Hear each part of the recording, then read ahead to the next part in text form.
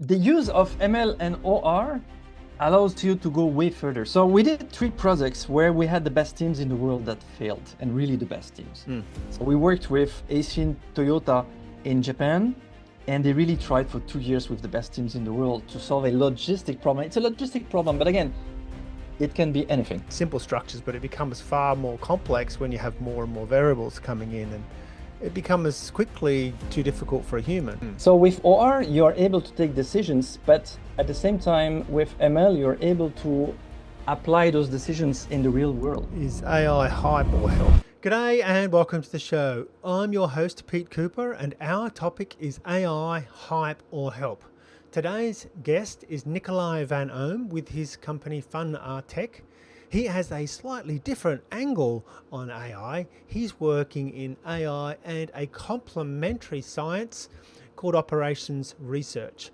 Let's find out what that's all about. Let's get into it. Nikolaj, welcome. How are you doing today? Thank you. I'm doing well. And Yes. thank you very much for inviting me. I Thank hope you you. are well too. Yes, I'm well. Thanks for asking. I'm great. Look, I had a look at your background. We've met online. You have a fabulous and deep background. But just for the audience, tell us what you do. What is your business and what do you do? So I consider myself as a scientist. I have a business since 2017. I have a small startup in AI from Montreal. Mm-hmm. We are specialized in doing AI in a certain way. Mm-hmm. We have had some successes in big projects. And basically, we try to advocate for the combination of machine learning and operations research, and actually other stuff too. But for sure, machine learning, operations research, we combine them all the time to solve quite complex industrial problems. Yes. Operations research, we're going to get into that, and machine learning. So a lot of people are familiar with the idea of AI and they open up their chatbot and so on. What's machine learning and how does that relate to AI? So the dominant AI, because we are talking about the AI, actually there are several ways of doing AI. The dominant way of doing AI is probably generative AI, Mm. which is a part of machine learning, Hmm. which is broader. But I would say that there are different ways of doing AI. Not only machine learning, you have operations research. I think it's AI. Some people would argue that it's not. At the same time, machine learning was considered 15 years ago as a subfield of OR. So Mm. I find it funny that in some way you have the mothership, if I can say so, operations research that is not AI for certain people, but machine learning that comes from OR, and this was undisputed 15 years ago, is AI. Actually, you have problems, you have domains, science that can solve those problems. Call it AI or something else, but for me, there are several ways of doing AI. Mm. Operations research is one of them. Machine learning is the big trend today, but Mm. actually they are really complementary. So uh, I think of it as terms of AI as being the big banner, and then machine learning is part of AI. And correct me if I'm wrong, but I think of machine learning as a kind of a very vast neural network and pattern recognition way of getting, I guess, outputs out of a machine in a different technique. Because the old way of software development was you would program something to do something like a mathematical question like 1 + 1 = in the box. You go and it gives you a number out. So that's scripted. But if you keep giving it lots and lots of mathematical results, the machine learning will figure out what the operator is, what the plus is, and give you a result. So when you give it the next one, it's giving you an accurate result. How does that stand up with your understanding of machine learning? So I have a version that is not really accepted. Um, I would say that yes, there are some differences, and yes, machine learning basically the paradigm is you have a model with parameters, and then you are training the model to get the right values of those parameters, and then you can use that trained model to infer solutions. Mm. Like for instance, you have a model to recognize cats, pictures and recognize if on those pictures you have a cat or not. Mm. So you have basically a model with parameters. You are training that model. So you find the right values for that model that correspond to the detection of a cat on pictures. And some people say it's a completely different way of programming, which is true and not true at the same time. First of all, we are using the same languages. We are still using C++, Python, Java, whatever. It's the same language. So it's Mm. still, for me, if then else. Hmm. Of course, there are some differences, but I would not look at the differences. I would rather say, okay, it's a paradigm that works in this way. It's a bit different than the other paradigms, but I wouldn't say it's completely separated from the rest. Mm. You're talking about using a box and putting the plus in the model. This is what OR is doing. Mm. But remember, ML is coming from OR. So yes, there are differences. They are not the same. It's not the same paradigm. But I would more look at the similarities Mm. because there are lots, and at the complementarities because they're really complementary. So So yes, let's talk a little bit about operations research because that's a new term that I don't hear this used very much. I think of operations as a company has operations, and it's generally okay. The order comes in, and somebody processes the order, and then they ship something out the back. That's operations, right? It's the kind of mechanisms within a business or organization. Does that lead us into operations research at all? so it's probably the main target, but I would say it's a toolbox. It's a huge Mm. toolbox. Mm-hmm. And some people consider ML as still belonging to that toolbox. Mm-hmm. Not many people, but again, ML comes from OR. And ML is using that toolbox, OR algorithms. Um, so it's the main target, operations and how you can optimize. But I would say it's more than that. It's a new paradigm. With ML, you can solve lots of problems. With OR, you can solve the same problems. You will do this differently. And actually, both have advantages and weaknesses. So maybe you So, could give us an example of yes, operations research, like something that would be relatable yes. So, to operations everyone. research is heavily used for logistics, for instance. Mm-hmm. So, if you want to optimize, let's say, the routes, so you Mm-hmm. have some deliveries, you need to Mm-hmm. deliver packages, and you want to do this by reducing the cost or the pollution or both. Mm. You can use operations research. And I would say if you want to optimize something, probably you should look into what operations research can offer you. Mm. Because basically it's the science of optimization. Mm-hmm. And the link between ML and OR in broad terms is that ML is using those optimization tools Mm. to optimize the training or the So let's inference or extend both. this example of logistics. Somebody Yes, has to go from the Amazon warehouse and he has to deliver 100 packages that are in the back of his truck, and they're all just dumped in the back of the truck. He could go to the back of the truck and he could pull the first one out and drive there, right? And then go to the next one. But he's going to be all over town, right? He's going to be wasting a lot of time. But yes, if somebody's clever, they'll take all of those and they'll group them all together and they'll get a path that's the most optimum so that he literally does the one that's closest and then the next one and the next one and the next one. And oh, by the way, there's a traffic jam or there's a shortcut. Then he can do two over here. I mean, there's quite a few variables in there, but in simple terms, he could do like one big loop and get them all done yes, much more indeed. efficiently. Much more efficiently. And the thing is, with OR, you're looking at global solutions. So Mm, not an individual routes, but really mm, global solutions for a whole city, the whole mm, fleet, all mm. the deliveries. Oh, yes, Um, right, yes. so it's a paradigm where you can have a look on global stuff, while machine learning is more local. Hmm. There is a So, notion of locality for machine so learning. taking the operations research one step up. So we've talked about one driver with 100 packages. What about if you have 100 drivers with 100 packages Well, that's this is where servicing like a whole city? Now you're exactly. getting into more complex situations. You need to be able to group them together and you need, to make sure that they're shuffled correctly between them. You've got some guy going east and some guy going north and in simple terms, I can think of simple structures, but it becomes far more complex when you have more and more variables coming in, and it becomes quickly too difficult for a human, right? You couldn't say a Yes. human could do that every day. but with operations research, machine learning, and AI techniques, all lumping all more together, you could just basically press a button and gives you a result, right? Hopefully you can do that, but for sure it can help. In practice, we see an optimization of 20 to 40%. So you are doing something 20 or 40% better. This means that, for instance, you can reduce the cost by 20% or 40%, which is Mm, huge. Or you can deliver on time 20 to 40% more than if you are doing this manually. mm, And the thing is, you have some instances that are so big, no human can solve that. mm, It's impossible. mm. You need a So, computer.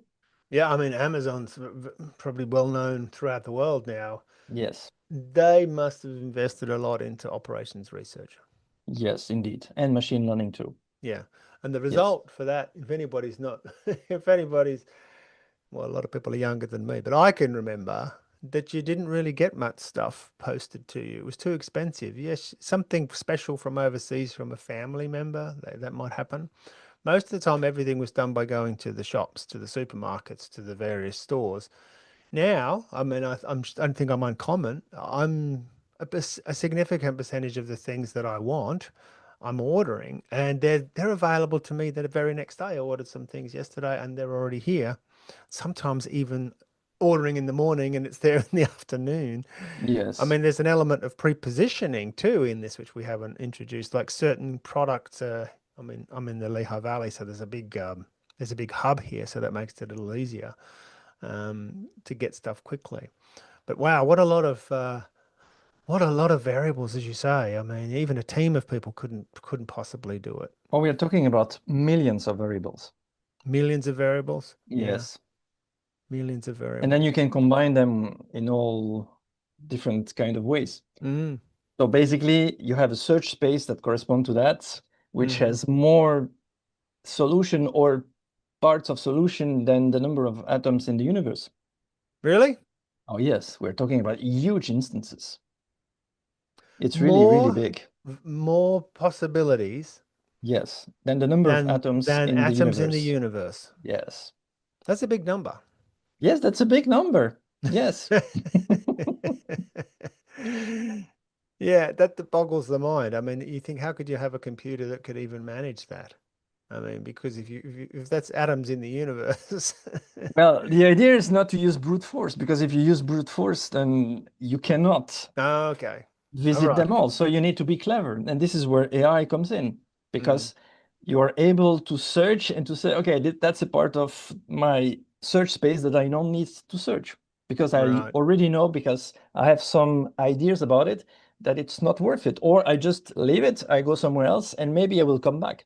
Yes. Yes.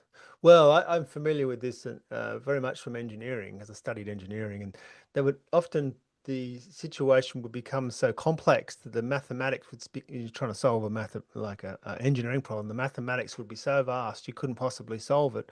So what they would often do is they'd say, "Well, that's negligible," and they would just, with a stroke of the chalk on the chalkboard, they'd say, "That's very small." Like it's going to zero, strike that off. And you can And often then, do that and get a very, very good yes, engineering estimation very simply exactly. by striking off all of the things that have very little effect. And there are two different things, because you have a mathematical problem and then you Mm, have reality. So you model reality, but you know that your model is not a perfect copy of reality. mm-hmm, So it doesn't make sense to have the best mathematical solution. What you mm-hmm, want is to construct a solution that you can use in practice, in mm, reality. So you mm. don't need to find an optimal solution. You find a very good solution that corresponds to the problem you try to solve, and that can help you. That's the goal. So back to So our example of these yes, guys driving around their trucks. Maybe the optimal solution means they'll get the 100 packages done in 7 hours and 59 minutes. But then if you just make it a little easier, they get it in 8 hours. yes, and also you might have some unknowns. Maybe there's an accident. Mm, You probably didn't plan that in your model. You just said, mm, okay, everybody is driving and there is no problem. Maybe there is congestion that you didn't foresee. mm. maybe one of the drivers fell ill. Mm. Yeah. So what you really are looking for is a solution that you can use in practice. Mm-hmm. Mm-hmm. That's the important stuff. Yeah. So you don't So, care too much about the mathematical complexity. okay, so I've got an understanding of what operations research is and machine learning and AI. We covered those. So, how do you help organizations with that? I mean, are your clients logistics companies, or is there other areas that we need operations Okay. research? So first of all, we are not doing only operations research. Actually, we never do only operations research. Mm, We are mm, always combining operations research with ML, and then depending on the project with other science. mm-hmm, It's not only for logistics. So logistics is really our forte because we did several huge projects in logistics where mm-hmm, we have successfully found great solutions. But actually, you can apply this to everything. We mm, could construct a chatbot, or we had a project where we try to insert emotions between robots and humans and emotions. try, yes, Mm, in such a way that the discussion between the two would be easier. mm, Or we did some computer vision projects. And actually, we did a computer vision project where from time to time, you had the cameras that went off. mm-hmm, So you didn't have images. mm-hmm, And most of the time, the images were blurry. So they were mm, of very bad quality because if you're using ML, you need very good quality data. You need lots of data and you need a lot of good quality data. mm, mm. When you're combining ML and OR, basically you're combining with ML data and with OR knowledge. So And then with, okay. So this was interesting because I've had a long history in machine vision and cameras and things. Yes, sometimes, especially outdoor cameras, they can have a bit of water on the lens, yes. and that'll blur the image. So how does the work you do help with that problem? Like, here's an example of an outdoor camera which has got a bit of occlusion because of maybe the sun or the rain is on the lens, and it's supposed to still be detecting people coming in and out. How can you help with that problem? Well, you have some knowledge about the fact that you are monitoring people. So very stupid. You know that most people have two legs, a head, a torso. They're moving in a certain way. So if Right. you have occlusion, you know that if someone is coming behind someone and is moving, probably you'll find it back. Mm-hmm. It's very stupid. But I mean, what I'm saying holds for every problem and every complexity you can imagine because you can have the same way of thinking about problems. Mm, So knowing that you have two person going this way, you know that the person will not disappear. So you mm. know in advance that probably you'll find the other person after, I don't know, a certain amount of seconds. This is Right. knowledge. And with that knowledge, you're able to construct better solutions. Yeah. And not only in terms of quality of solutions, but also, and this is something for which I'm really a strong advocate, you need less data and you need less power. So for Right. instance, we did a computer vision project where basically you didn't have access to the cloud. Mm-hmm. Mm-hmm. So there was no use of using deep learning with huge models. Mm-hmm. You had an edge computer. Mm-hmm. Basically, you have a very small computer, a Jetson Nano, Mm-hmm. which is powerful, but it's not that powerful. Mm-hmm. And the thing is, we knew about the objects we were monitoring that they were behaving in a certain way. So we used that knowledge. Actually, I can tell you more. It's about sausages and detecting sausages on the grill. Oh, right. And Well, it's very basic, but basically, you know that sausages cannot fly. So if you detect that the sausage is not at its place where it was before, for mm, instance, because the camera went mm, off because of the heat, mm-hmm. well, you know that someone took the sausage. So that's knowledge. Right. Something Yes, I was else. gonna say, there has been times when and I'm big for one for the barbecue where I've dropped a sausage, and I guess as it's coming through the air, it's flying through the air to the ground. Yeah, you Sorry. have edge cases where you can say, okay, the sausage was dropped and then someone put it back, of course. But I mean, basically, you know, and it was in the US. And so you know the length of the grill. And you know that in the US, people don't like to touch each other. And you know also that basically they have a bag in one hand and they're picking the sausage with the other hand. So Hmm. basically, you know that at any time, most likely you only have two hands. The other Oh. thing is, you know that you want to monitor which sausages were taken off, but you Mm, know that you need a human hand. mm, So instead of looking at the sausage, maybe you can look, and this is what we did, at the hands. So you mm, could start by detecting the hands. And actually, you don't need to detect the hands. You need to detect movement. But mm-hmm, detecting movement, not a fly, a hand, mm-hmm, doesn't need much data or much energy. mm. You can have very basic algorithms for that. So what were you trying to do with that algorithm? Were you trying to detect the number of sausages on the grill? It's a little bit more complex than that. So we needed, well, first of all, the real deal, the real project was to be able to train the whole stuff in less hours than a known team. Um, I mean, the project was handled from another team, they failed, and their training was taking long hours. So our mandate was not to change their algorithms, but it was to change the training time Mm. because they discovered that you had to retrain each time you were implementing the whole project into a supermarket. So that was the So goal. But you're in a supermarket, there's yes, sausages on the grill, people are yes. coming to buy them, and you want to count how many get purchased?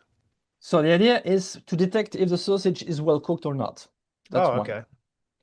The other thing is to detect what are the best selling sausages during certain days, certain hours, things like that. Right. And to recognize the sausages because there are 80 different types of sausages. Okay. So rather than a person having to manually note down that or type it in or use a scanner or something, you're going to use machine vision to solve Yes, that problem. you want to automate this. Yeah, okay. Interesting. Well, my background is also in edge compute.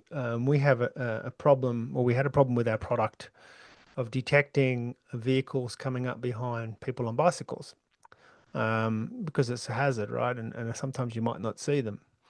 And we were getting the edge compute to run at 15 frames per second, and it was pretty much brute force, I think, in your example, because we would just take one frame, we would detect all the vehicles, put bounding boxes around them, and then put that onto the display, and then do it again and again and again, like 15 times a second. There was nothing in there to overlay that with any logic or any physics or any assumptions about the real world, which could have been really handy, as you say. Like if the sun happens to be really low, you got a glimpse of that and then it disappears and then it comes back again. Well, cars don't disappear, so you can fill in the blanks a little bit. We would do a little bit of averaging, but we never did anything more sophisticated than that. So if we lost a frame and all the frame was out over here, it would sort of average it out. Um, and it would be a smooth representation of what was coming up behind you. But that's interesting. I mean, I've spoken to a few other people about, the frontiers of AI, and one of the big limitations at the moment is that it's just a huge pattern recognition LLMs I'm talking about, a huge pattern Yes. recognition model, and it doesn't really know what the real world is, and doesn't, and it can't in any way think for itself. So it can make some pretty wild assumptions about what it's actually seeing and doing. As you said, sausages don't fly, so you won't have one just coming randomly in from nowhere. It'll have to be held. It'll have to be on a surface. If it's not falling, it'll have to be held, right? Yes. Okay, so it's melding this real world physics and the real world.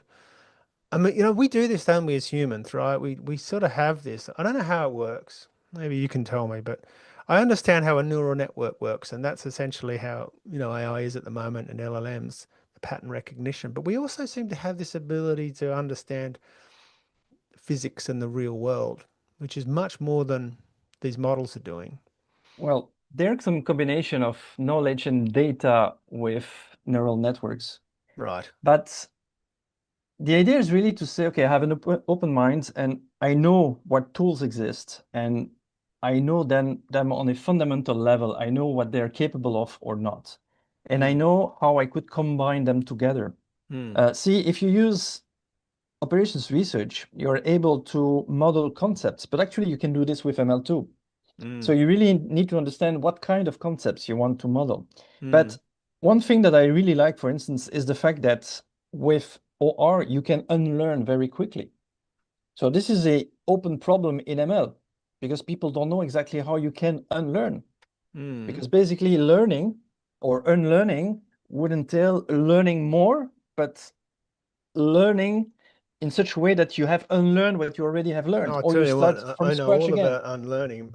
My golf is terrible. I'll openly admit that. And every time I go and have a lesson, I have to unlearn all the bad habits that I have accrued over the years and try to put a new habit in there. And half of the battle, if not 80% of the battle, is unlearning bad habits. But you see, with operations research, this is something that you can do quite easily. I mean, nothing is Mm, easy, but there are some tools that you can mm, use so hmm. that you can unlearn and you can unlearn very quickly. And this Right. is extremely important. If I Mm, take your example of looking at the occlusions of the cyclist and the cars, mm, if you don't do an inference in real time, if for instance you say, okay, I have 1 hour of video, mm, what you could do is, okay, you can try to infer what happens, but the more you try, maybe you'll have more information. And that more information tells you more about what happened before. mm, But if you only use ML, mm, it's over. You have mm, learned, and that's mm, it. With a certain type of combinations of ML and OR, you can say, oh, I'm going to backtrack. mm, No, I know more because maybe you didn't see the car or the bicycle or whatever, and then mm, you see it again later. Then you can say, mm, oh, now that I see that piece of information, mm, I know that I should have seen it before. mm. Let's backtrack and start all over again. But Yes. if you need to retrain heavily, nobody is doing that. But Mm. with certain combination of OR and ML, you can do this very quickly. Right. So what's the sort of schema for this type of thing? I mean, the way we implemented um, our solutions, it's like a black box, as I said. We kept training the model and then we just deploy it. And then we'd have the cameras just pushing 15 frames a second in, and then we'd be getting our bounding box data out. What do we, how do we, would we integrate the OR concepts into that? Well, it really depends on what you want to achieve. What is your goal? Um, what I really like with the combination of ML and OR is that you get some robust solution, but really robust solutions. Mm, In the sense that if you want a system that tells you, okay, this is a solution, and I know 100% that this is a solution, and this is a context, I don't know what to do with it. mm, So I cannot give you a solution. This is something very difficult to do with ML only. ML mm. will give you a solution no matter what.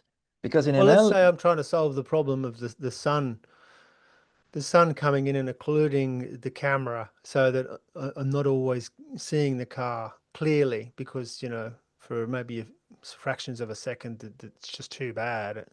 Well, how do I implement OR to fix that problem? well, you could say that in OR, you have constraints, which is Mm, extremely powerful because mm, those constraints should be satisfied or satisfied up to a point. I mean, mm-hmm, you have lots of possibilities. But you could say that, okay, I detected a car. It means I need to find the car back in the other frames. mm-hmm, Again, if you can go back. mm-hmm. So you could then add a constraint saying that car must be there. Okay, so For this instance, is kind of retrospective thing. So not only we it goes way further than that. yeah, but I'm trying to solve this particular problem so we can get a real handle on it. The data is constantly streaming one way through the black box. Reconstructing it retrospectively doesn't really help the rider because they're just seeing it in real time. There would be other applications, perhaps if I wanted to track a car and then send it to the cloud to say that was what happened, then I can see the retrospective side of things working. Yeah. Okay. Gotcha. Well, for instance, when you are trying to go frame by frame, you're doing a kind of matching Mm, between the frames. You say, okay, I had 1 car or 2 cars, and then the next frame I should find them back. So it's a kind of matching. I don't know if you know, but there is a matching theory in OR mm, mm. that you can use for that, for instance. Oh, okay. So not necessarily retrospectively, but if we were seeing the car coming behind us on the bike, ML's doing its job, and then the sun gets really bad, we can say, well, the car can't disappear, so it still should Exactly. be there, right? So we Yes. still show the icon, it doesn't disappear, and then, maybe it appears again later. Okay, so it fills in the blank in real time too. Yeah. Okay. So for me, it's difficult to answer your question because I don't know exactly what your goal is, and I don't know exactly what the context is of your project. Mm. If you want, we can talk about this Yeah, we later. can talk about something else that's closer to your experience level if you like. I mean, I Yeah, don't with mind. pleasure. The use of ML and OR allows you to go way further. So we did 3 projects where we had the best teams in the world that failed, and really the best teams. Mm. So we worked with Asian Toyota in Japan, and they really tried for 2 years with the best teams in the world to solve a logistic problem. It's a logistic problem, but again, it can be anything. Mm-hmm. Um, the main problem was the size of the instance. The problem was huge. And so you couldn't handle this So with what was the ML what was the only. problem you were trying to So the solve? problem, it's a logistic problem where you are transporting automobile pieces. So they have factories Yep. and they need to transport those automobile pieces between the factories. And Yep. it's not a simple pizza delivery in the sense that you have some pieces that needs to be at one factory at the same time and things like that. Mm-hmm. But again, the real difficulty is not the problem in itself that is quite known. It's really the size, the number of automobile pieces they are moving every day. Mm-hmm. It's huge. Mm-hmm.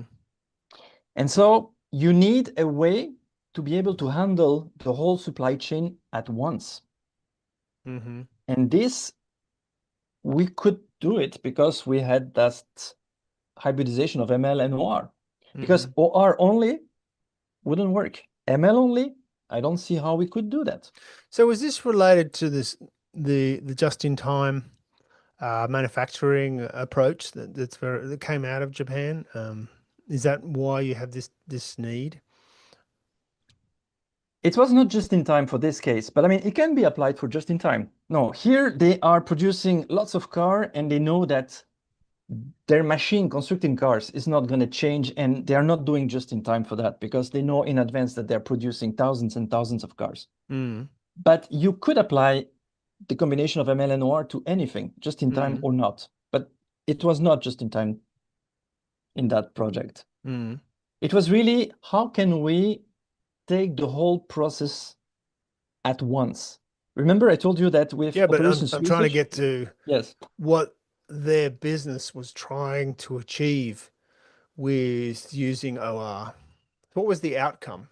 So basically, they didn't care about what we used. So they tried for 2 years Yeah, and but they not couldn't the find a use. solution. Yeah, we're going back to the use. What is Yes, what is it as a business? Were they trying to the get goal. more Okay, production efficiency? Were they trying to lower yes, the cost yes. of storage? No, What were the they idea trying to is to achieve? lower the cost. So I can say this publicly because it was a public contest. So it cost them 500 US millions per year. Mm-hmm. And the idea is how can we reduce the cost? Mm-hmm. So reduce the cost by 53%. Mm-hmm. This is something like 250 US million dollars To reduce per the year. cost of moving parts between factories. Yes, Okay. yes. Because you're able to decide what type of truck you will use, when you will use it, on what roads, with uh, which driver, how will you put the pieces inside the trucks and things like that. And Mm-hmm. actually, it goes even further than that because you're able to say, okay, I have my factories. Maybe I can add some intermediate depots where I can get my trucks and they will unload and reload, and then you can reload even better. So you Mm. even reduce more the cost. Mm. Mm. Mm. But basically, the goal is how can I reduce my costs? So just so that people understand, because not everyone knows how cars are built. There's different factories, perhaps around multiple cities, that are producing bits and pieces for Toyota's Yes. cars.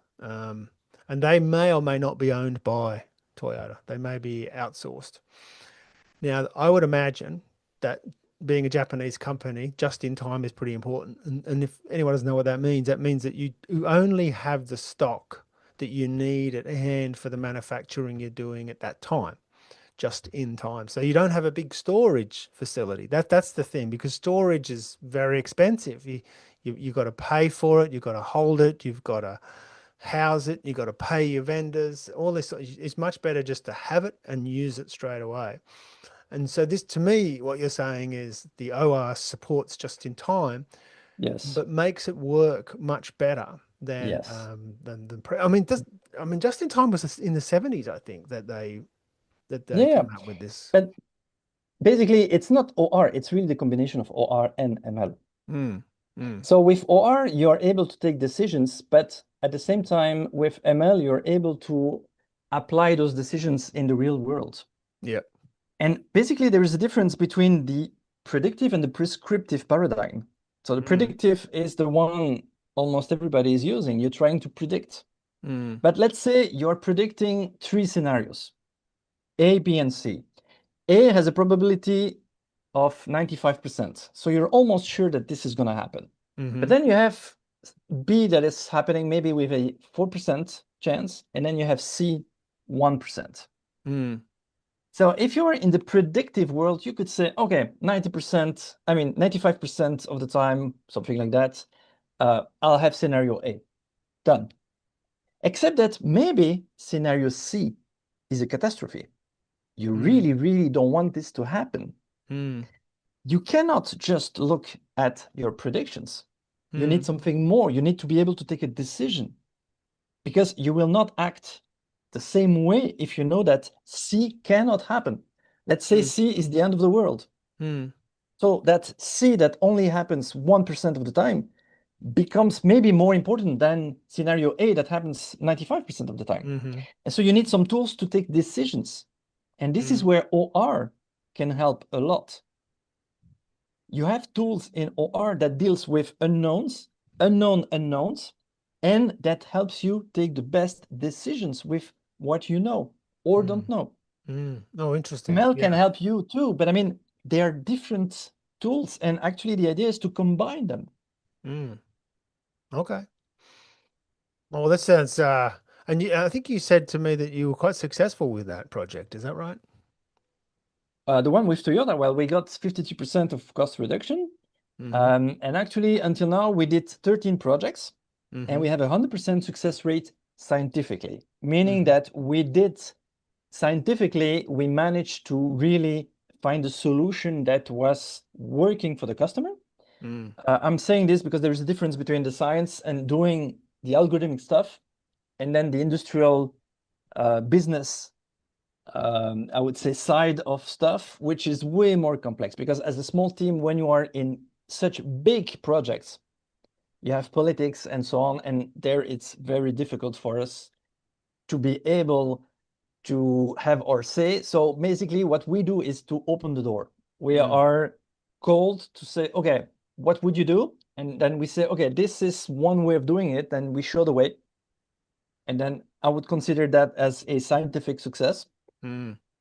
And then you have the other side that is a little bit more difficult for us as a small team.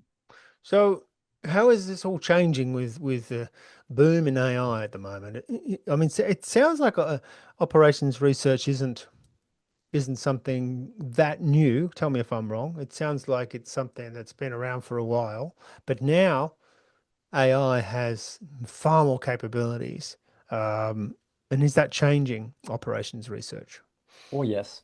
So operations research basically exists since the Second World War. Mm, Basically, you had questions like, how can you optimize the way to kill people or not to get killed? mm, And mm, this is basically how operations research started. mm, In the 80s, operations research was really big. mm-hmm, And then since 2000 or even the 90s, ML is becoming what it is now. And actually, there is a kind of, I don't know if I can say war between the two, but basically, there is some kind of competition between the two. And ML is clearly winning. And unfortunately, people in ML say, okay, forget about the war. We can replace them. mm, Maybe one day they will be able to do that. mm, But today, I don't think so. mm-hmm. Okay. And as I said, they're really complementary. So the idea is not to replace one with the other. It doesn't make any sense. They are Mm, both beautiful science. with advantages and weaknesses. So, and your business does actually combine the two, right? Yes, all the time, all the Right. time. We never Mm. ever do a project only with OR or only with ML. For us, it Yeah. doesn't make any sense. Yeah. Yeah. Okay. So I guess you think that perhaps AI could overtake OR and do without it. So this is only a temporary solution. I don't believe in this, but you never know.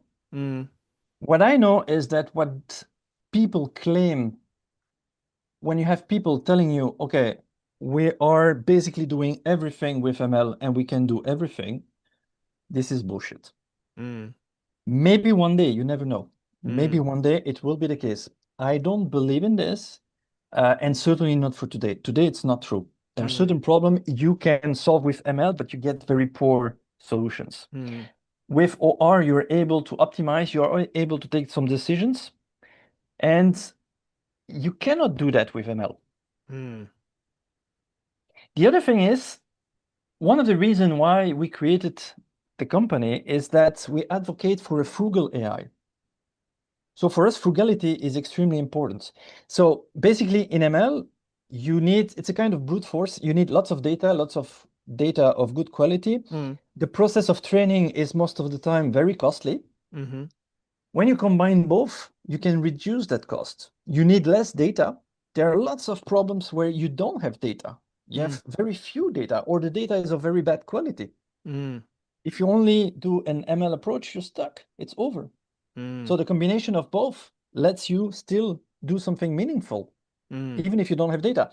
And when I'm talking about frugality, when I'm talking about the project we did with AC and Toyota, and they were really surprised, we're talking about the whole supply chain for the transportation for all Toyota. It's huge. Guess in how many minutes and on what type of computer we could solve that problem. I have Four no idea. minutes, 4 minutes on a laptop. 4 minutes on a laptop, right? Not a data center, not a huge computer, a laptop. Four Mm, minutes mhm. for the whole supply chain. And that was using, but they were still using ML Oh, yes. No, no, we AI. needed ML. Without ML, we couldn't have done it. Yeah. No, no, we So need that you've ML. got a model running on the laptop. Yes. The Okay. whole thing runs on a laptop in 4 minutes for the whole supply chain. Cool. Yeah, yeah. So I think there's a sort of the average person would say that AI is cheap. In other words, I'm getting ChatGPT a free version, and I'm getting my, I can generate images and I can do research. Most people I think would say that's cheap. It's And not. even if you get a subscription, though, it's still not a lot of money. So when you say it's expensive, relate that to us. How is it expensive? It's extremely expensive. It's cheap for the moment, but I don't see how we can keep it that way Mm, because the real cost is not passed on the consumers. mm, For the moment, there is a kind of arm race in AI because AI is extremely important, mm. even for the domination of the world. Yep. And so you don't pay the exact cost. So there is a cost in terms of data. Hmm. And these people are a little bit aware of this because you have all those lawsuits, because basically they stole everything that was accessible because Mm, they needed lots of data. mm, But you also need a lot of energy. So the LLM, when you are training them, it costs millions, millions and millions. And even when you do the inference, it still costs millions. mm, You need to mm, pay for the electricity. Electricity is the worst part because if you have access to cheap electricity, it's still okay. So North America, Asia, it's still okay. But Europe, it's not at all. mm, Electricity costs a lot in Europe. mm, It's a huge deal. mm. So this is interesting. So maybe we don't have any numbers we could put to the table right now, but it sounds to me like that the investment as the big, I mean, there's half a dozen really big players out there now trying to get their share of the market, trying to get market share, and they're essentially buying their way in by racing ahead with the best models. It's the arms race, as you call it, but that's essentially investors' money going into that. Yes. It's not the And customers' public money. money, public Sorry. money, lots of public money. lots of public Taxpayers' money, but money. also Oh, like yes. it's not me who's using ChatGPT or Claude. I'm not paying that. I'm only paying a small piece of that total cost. Right. So I mean, I don't know how long that'll last. I mean, it's an AI boom, and I would advise people to, use it now whilst it's cheap. Um, Yes. but it will change. I'm aware of that as well. What I think will happen, and tell me if you think I'm wrong. I don't think it'll get more expensive, but I think we'll have other things like advertising and things that get in the way of us accessing it to pay for it. That's what I think will happen. I don't know what you think. It's already happening in a way, and there's some techno optimists that thinks that we'll find a way to get access to cheap energy, like fusion or something like that. Might happen. But if Mm, not, mm, it's almost certain that we cannot continue like that. yeah. That was interesting what you said about North America and Asia has cheap energy, but Europe does not. I've not heard Well, that it depends before. where in Asia, because Asia is big. But I mean, there are some places where energy doesn't cost much, Mm, especially China. mm, mm, And in Europe, the bill is huge. But it's not only a question of money, it's also a question of pollution, mm, because producing that energy is producing a lot of pollution. mm. Yeah, of So course. now we estimate that 4 or 5% of the energy consumption is for the data center for AI worldwide. Wow, I didn't know it was that That's high. huge. Yeah, 4 to 5% of the CO2 emissions is near data Not the centers. CO2 emission, but I mean the quantity of energy, the way Energy. it's Mm, spent, yes. hmm. And it's likely to become bigger and bigger. Oh yeah, I I I can't see how we can slow this down. I mean, I'm concerned as well. This seems a little bit like out of control, but what can we do? I mean, can we live without AI now? It's here. No, the genie's out of the bottle. I mean, it's happening, Yes, but and it's going to consume our energy. And to stay relevant, we have to adopt AI. So yeah, but there mm, are some physical limits that we will hit. And whether we like it or not, we have a physical world that is a closed world and it's finite. mm, So we cannot, I mean, now we are talking about constructing data center with nuclear power point. Okay, hmm we're talking about sending those data center to space. out into Mm, space. yep. Um, are these really good solutions? Mm, Even more when you know that there is another way of doing AI mm, mm. that is way less uh, demanding for the energy or the data. Yeah, and that's the operations research. Not only there are other, I mean, there are several ways of doing AI. I mean, ML is one of them, but there are several ways of doing things depending Yeah. on the problems. Recently, there was an article that came out about quantum computing for certain type of problems, and basically they didn't need much energy at all. But Mm, again, it's for one very precise type of problems. mm, Again, people in quantum computing tell you that they will solve everything. Again, this is bullshit. mm, Like people mm, in OR will tell you we can solve everything. No, that's bullshit. No one mm, can do that. mm, Today, there is not a single approach that is better than all the others. We really should combine them, and then we should take some decision about what we want to do or not as a humanity, because AI can help or can also be against us. mm, That's also another problem. And basically, you have two camps. You have the techno-optimistic, and then you have the techno-pessimistic. mm, Uh, I'm in between. And in a way, both are right and wrong. mm, Because one thing that people should understand is that AI is more than a tool. It's becoming something that will be more clever than us.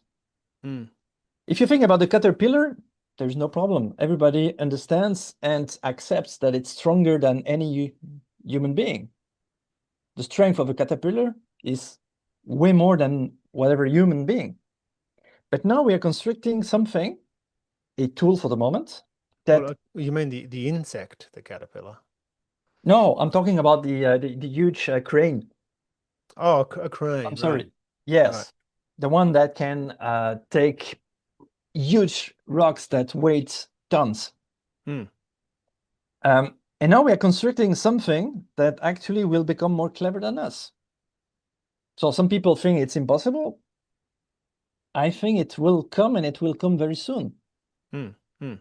And what do you do when you have a tool that can manipulate you because it's more clever than you? Hmm. Oh yeah. So there are some decisions we should take, but probably we will never take them because there are a few people around the world taking those decisions. Hmm. And it's not humanity in its entirety. No, it's not. No, it's not. Nikolai, we're getting to the end of our time. Do you have any questions for me before I give you our wrap-up question? I do have some questions, but maybe not in front of the camera. No, I'll stick around and we'll talk afterwards. All right. All right. Well, I'll give you the final question. Nikolai, is AI hype or help? It's both. And I would even add, is it hindrance? Mm, mm, It can be of tremendous help for humanity, for nature, human beings, society, companies. But it's really a question of choice. It can also destroy us, literally. mm, I know that people, again, are in two camps and they don't talk to each other and they don't see that there's a middle ground, and that middle ground can be terrific or catastrophic. mm, Uh, Everything is possible. We don't know where we're going. What we know is we're going there fast and we're going there without thinking. And hmm. that's a huge problem. Yeah, yeah. Well, the AI is doing the thinking for us, isn't it? All right, Nikolai, thank you so much. I'll stick around after the show. We'll have a chat. But thanks for coming on. Well, thanks for inviting me. Okay, bye bye. Bye. Well, that was an interesting deep dive into operations research, which in simple terms is the science behind logistics, how to make the movement of trucks and ships and packages very, very efficient, and that is complementary to machine learning. So that's part of it, but also there's a decision side of things, a logistical side or a logic side of things. We talked also about how that can be very efficient, and that can help with one of the big problems we're facing right now, which is the huge energy usage of data centers and AI. Up to 5% of the total energy is being used in this field of AI, and operations research can significantly reduce the energy consumptions. So, very interesting field. If you want to know more about Nikolai's business, please follow the links in the description. If you want to know more about Skillion and AI Labs and what we do, also do the same. I hope that helps, and thanks for watching.